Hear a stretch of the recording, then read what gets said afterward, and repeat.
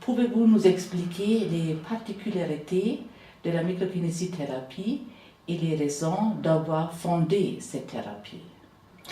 Oui, alors c'est une vaste question. On va peut-être un tout petit peu commencer par la deuxième partie, c'est-à-dire pourquoi est-ce qu'on a essayé de faire ce type de thérapie.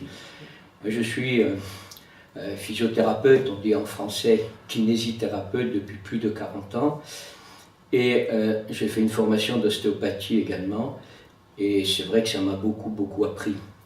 Mais on était toujours un peu déçus parce qu'on avait l'impression que même après les traitements, les pathologies revenaient, c'est-à-dire on traitait, sur le moment ça va mieux, et puis ça revient.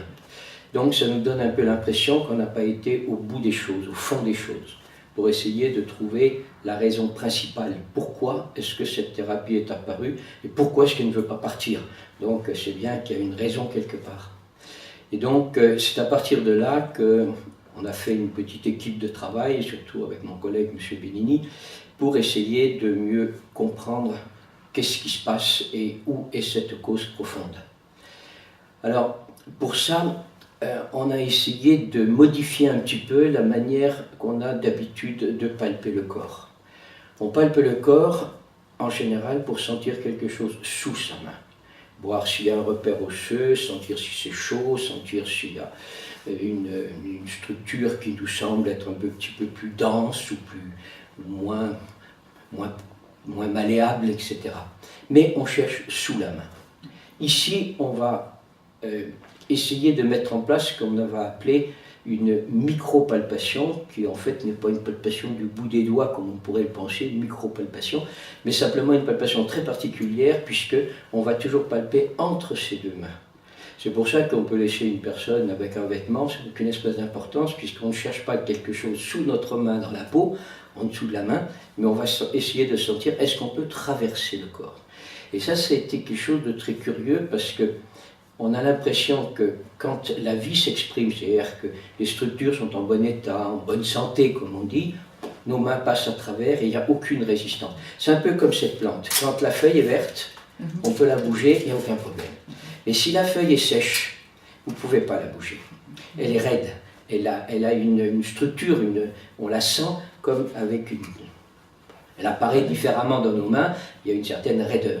Bien c'est pareil, quand on va passer à travers le corps, on a l'impression qu'il y a des zones qu'on peut traverser sans aucun problème et d'autres qui résistent. Donc on a l'impression qu'elles ne sont plus malléables. Ça veut dire que le tissu n'est plus capable de s'adapter à une modification que l'on fait avec nos mains.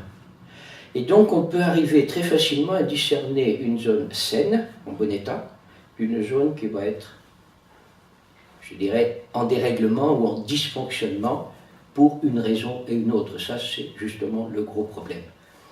Alors, nous avons commencé essentiellement à travailler sur les éléments articulaires parce que notre clientèle était essentiellement une clientèle de physiothérapie, c'est-à-dire de gens qui venaient pour des problèmes de l'appareil locomoteur.